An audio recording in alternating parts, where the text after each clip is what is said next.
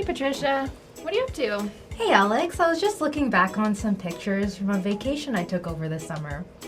It's been so cold and snowy lately. I was just looking back on warmer times. Ooh, nice. Where'd you go for a vacation? Hawaii, have you ever been there? I never have. It sounds super nice. It was gorgeous. The beaches were amazing, and we were out in nature every single day. Hiking, kayaking, swimming. I even tried surfboarding for the first time. Oh, that sounds cool. How was it? It was definitely scary at first, and I had to learn how to find my balance. I kept wiping out too, and I got so much salty water in my nose from all the times that I crashed and fell into the water. That sounds pretty fun, besides the water in the nose part. It sure was. That feeling of riding on top of the waves on a surfboard was the coolest thing ever. But I've got to keep practicing so I don't keep wiping out so much. That part was definitely scary. Sometimes it felt like the waves were gonna crush me. Good thing I was wearing a life jacket. I can just imagine what that would feel like to be surfing on top of the waves.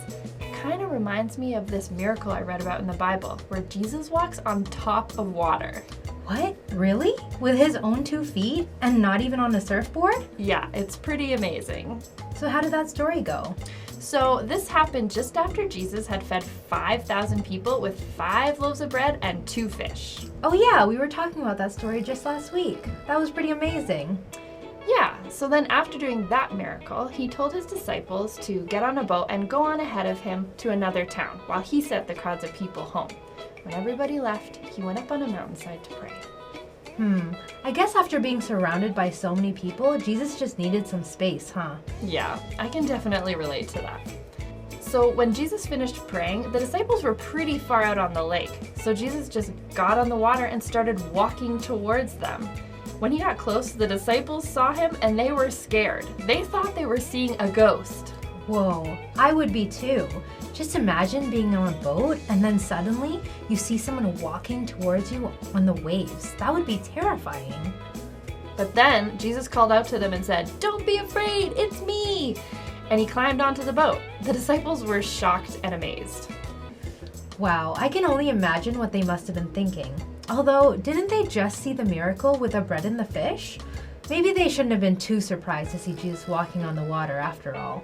Yeah, that's true. It seems like it took a while for it to sink in who Jesus was. Maybe that's why Jesus kept doing all these miracles, to show them that he wasn't just an ordinary human being, but the Son of God, who had power over nature.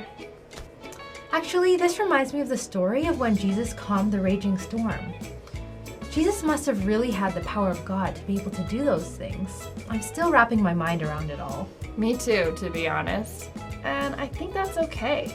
Jesus was very patient with his disciples, and he showed them over and over again who he was. That's true. We don't have to completely understand everything right away. But just like with the disciples, I think Jesus reveals himself to us slowly over time, so that we can slowly grow in our faith too. That's a great way to think of it. I'm glad to know that Jesus is patient with us too.